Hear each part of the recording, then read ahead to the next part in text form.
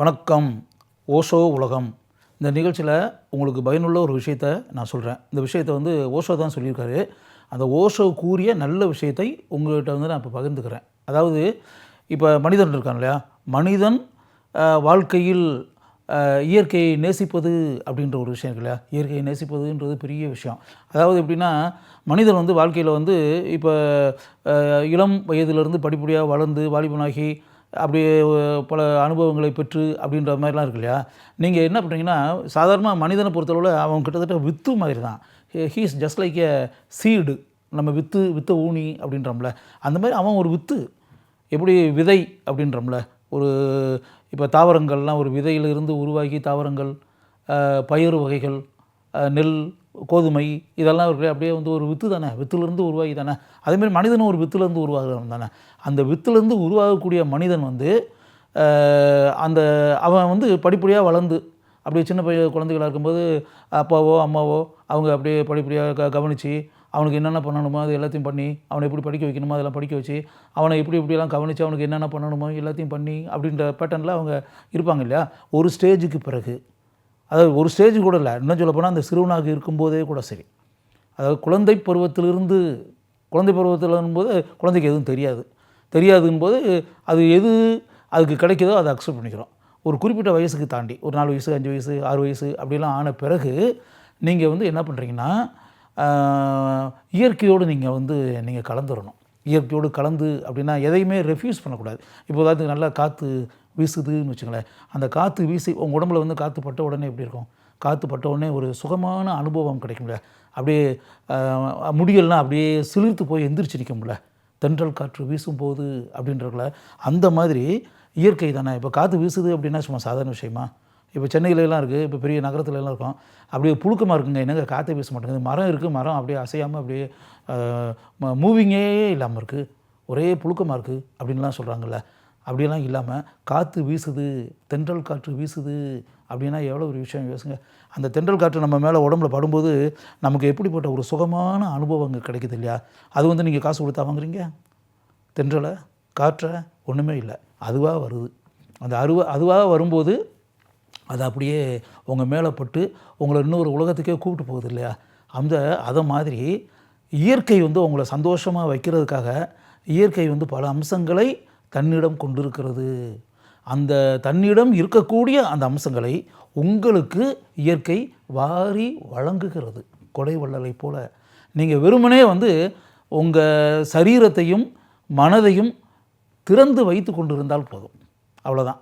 அதை திறந்து வச்சுருக்கணும். நீங்கள் எப்படின்னா, இப்போ ஒரு அறைக்குள்ளே இருக்கீங்கன்னு வச்சுக்கோங்களேன், அறைக்குள்ளே இருக்கீங்க, ரூமில் இருக்கீங்க, வீட்டுக்குள்ளே இருக்கீங்க அப்படின்னா ஜன்னல் கதவு எல்லாத்தையும் இறுக்கி மூடி வச்சுக்கிட்டு அப்படியே உள்ளே செயற்கையாக ஒரு ஏசி மிஷினை போட்டுக்கிட்டு அந்த ஏசி செயற்கை காற்று எந்திரத்துலேருந்து வரக்கூடிய காற்றை சுவாசிச்சுக்கிட்டு அப்படியே அடைஞ்சி உள்ளே கிடந்துனே அதை ஆக்சிஜன் இதாகி கார்பன் டை ஆக்சைடெலாம் உள்ளே சுற்றிக்கிட்டு அதுக்குள்ளேயே தான் இருக்கும். கார்பன் டை ஆக்சைடே வெளியே போகாது, நீங்கள் சுவாசித்து வெளியே விடக்கூடிய காற்றே வெளியே போகாது. நீங்கள் கதவும் ஜன்னலையும் இழுத்து மூடி வச்சுக்கிட்டிங்கன்னா எப்படி போகும்? அப்படி இல்லாமல் அந்த ஜன்னலை திறந்து வையுங்கள், சாளரத்தை திறந்து வையுங்கள். சாளரத்தை திறந்து வச்சிங்கன்னா என்னாகும்? காற்று வருமா? தென்றல் காற்று உள்ளே வருமா? வெளியே இருக்கக்கூடிய மரங்கள் ஆடி அசைஞ்சி அப்படியே இது பண்ணும்போது அந்த காற்று அப்படியே வருதா? அது மாதிரி தான் அது அறைக்குள்ளே இருக்கும்போது, வீட்டுக்குள்ளே இருக்கும்போதும் சரி, வெளியே இருக்கும்போதும் சரி, அந்த இயற்கையினுடைய அந்த போக்கு இருக்குல்ல, அதில் உங்களை திறந்து வச்சுக்கிட்டா போதும். உங்களை திறந்து வைங்க, நீங்கள் ஒன்றுமே பண்ணலாம். நீங்கள் பாக்கெட்டில் பணத்தெல்லாம் எடுத்து கொடுக்க வேண்டாம். அது இலவசமாக உங்களுக்கு இயற்கை உங்களுக்கு கொடையாக கொடுக்கறது. அப்படி வாய்ப்புகள் கிடைக்கும்போது அதை அப்படியே மனசையும் இதயத்தெல்லாம் திறந்து வச்சு அப்படியே அதை அனுபவிக்கணுமா இல்லையா வாழ்க்கையில். அந்த அனுபவிக்கும்போது, அந்த புல்வெளிகளை பார்க்கும்போது, அந்த மலை சிகரங்களை பார்க்கும்போது, அதை பனி படர்ந்திருக்கக்கூடிய அந்த மலைகளை பார்க்கும்போது, ஆடிக்கொண்டிருக்கக்கூடிய மரங்களை பார்க்கும்போது, கிளைகளை பார்க்கும்போது, இலைகளை பார்க்கும்போது, கொடிகளை பார்க்கும்போது, செடிகளை பார்க்கும்போது உங்களுக்கு எப்படிப்பட்ட ஆனந்த அனுபவம் உண்டாகிறது.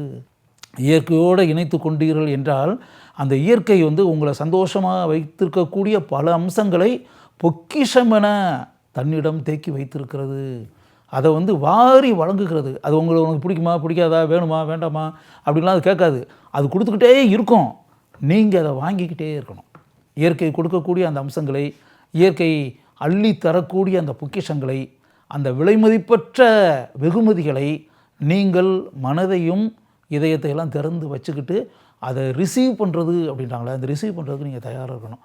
அது அப்படியே அதெல்லாம் அந்த இயற்கை அளிக்கக்கூடிய அந்த பொக்கிஷங்களை எல்லாம் நீங்கள் வந்து மனதை திறந்து வைத்து கொண்டு அதையெல்லாம் பெற்றுக்கொண்டே வாழ்க்கை முழுவதும் இருந்தீர்கள் அப்படின்ற மாதிரி இருந்துச்சுன்னா, உங்கள் வாழ்க்கையில் வந்து கவலை அப்படின்றதெல்லாம் இருக்காது, துக்கம் அப்படின்ற மாதிரிலாம் இருக்காது, துயரம் அப்படின்ற மாதிரிலாம் இருக்காது, முகத்தை தொங்க வச்சுக்கிட்டு அப்படி ஒரு மூலையில் போய் உட்காந்துக்கிட்டு அப்படின்ற மாதிரிலாம் இருக்காது. இன்னும் சொல்லப்போனால் நீங்கள் வந்து வாழ்க்கையில் வந்து பணக்காரனாகணும், கோடிக்கணக்கான ரூபா சம்பாதிக்கணும், வாழ்க்கையில் உயரணும், மிகப்பெரிய சாதனைகள் படைக்கணும், வரலாற்றில் இடம் பிடிக்கணும், எல்லோரும் நினச்சி பார்க்க முடியாத மிகப்பெரிய தருணங்களை வாழ்க்கையில் வாய்ப்புகளை நீங்கள் உருவாக்க வேண்டும், மிகப்பெரிய உன்னதமான இடங்களை அடைய வேண்டும் அப்படின்றதெல்லாம் மனசுக்குள்ளே நீங்கள் நினைக்கிறீங்கன்னு வச்சுக்கோங்க. அப்படி நினைக்கிறீங்கன்னா அந்த இதயத்தை மனதை திறந்து வைத்து கொண்டிருங்கள். நீங்கள் வாழ்க்கையில் வந்து நீங்கள் பெரிய ஆளாகணும்னு நினைக்கிறீங்களா, கோடிக்கணக்கான ரூபாவுக்கு அதிபதி ஆகணும்னு நினைக்கிறீங்களா, மிகப்பெரிய தொழில் அதிபராகணும்னு நினைக்கிறீங்களா, மிகப்பெரிய கலைஞனாகணும்னு நினைக்கிறீங்களா, மிகப்பெரிய நடிகராகணும்னு நினைக்கிறீங்களா, மிகப்பெரிய இயக்குநராக நினைக்கிறீங்களா, மிகப்பெரிய விளையாட்டு வீரராக நினைக்கிறீங்களா, மிகப்பெரிய ஓவியனாகணும்னு நினைக்கிறீங்களா, இது மாதிரி பெரிய பெரிய பெரிய பெரிய பெரிய அப்படியே மிகப்பெரிய உன்னதமான மனிதனாக ஆக வேண்டும் அப்படின்லாம் மனசுக்குள்ளே ஆசைப்படுறீங்களா? ஆசைப்பட்டுக்கிட்டே இருந்தீங்கன்னா உங்கள் மனசில் இருக்கக்கூடிய அந்த வேவ்ஸ் வந்து ட்ராவல் ஆகி காற்றுல ட்ராவல் ஆகி அப்படியே போயிட்டே இருக்கும். அலைகள் போக போக போக போக போக இயற்கை என்ன செய்யும், இயற்கையோடு உங்களுடைய மனதில் இருக்கக்கூடிய அலைகள் போய் சேரும், மிக்ஸ் ஆகும், மெர்ஜ் ஆகும், இரண்டரை கலக்கும். அப்படி கலக்கும்போது நீங்கள் என்ன ஆசைப்பட்டீங்களோ அதை இயற்கை உங்களுக்கு தரும், இயற்கை கொடுக்கும். வெறும் வந்து அழகு மட்டும் கிடையாது, ரோஜாவோ செடியோ கொடியோ மலர்களோ பனியோ அது மட்டும் இல்லை. இதையெல்லாம் தாண்டி நீங்கள் என்ன விரும்புகிறீர்களோ, என்ன கேட்கிறீர்களோ, மனதில் என்ன நினைக்கிறீர்களோ அது என்ன அலைகளாக காற்றில் தவழ்ந்து பரவி அப்படின்னு வரும்போது இயல்பாகவே உங்களுக்கு நீங்கள் என்ன ஆசைப்படுறீங்களோ அது வாழ்க்கையில் நடக்கும், இயற்கை உங்களுக்கு கொடுக்கும், அந்த இயற்கை வாரி வழங்கும். நீங்கள் என்னவாக வேண்டும் என்று ஆசைப்படுகிறீர்களோ அதுவாக உங்களை இயற்கை உயர்ந்த நிலையில் உட்கார வைக்கும், அமர வைக்கும், ஆட்சி செய்ய வைக்கும் அப்படின்றத உண்மை. நீங்கள் செய்ய வேண்டியது ஒன்று தான், அதாவது இயற்கைக்கு எதிராக செயல்படாதீர்கள், இயற்கையை அப்படியே உங்களோடு இணையும்படி செய்து கொள்ளுங்கள், இயற்கையோடு நீங்கள் கலந்து விடுங்கள், இயற்கையோடு நீங்கள் கரைந்து விடுங்கள், இயற்கையோடு சங்கமமாகி விடுங்கள், இயற்கையோடு இரண்டரை கலந்து விடுங்கள். அப்படி கலந்து விட்டுட்டிங்கன்னா இயற்கையை உங்களுக்குள் நுழைவதற்கு இயற்கையை அனுமதியுங்கள். Allow nature to enter inside your body and mind. அதை மட்டும் செய்யுங்க.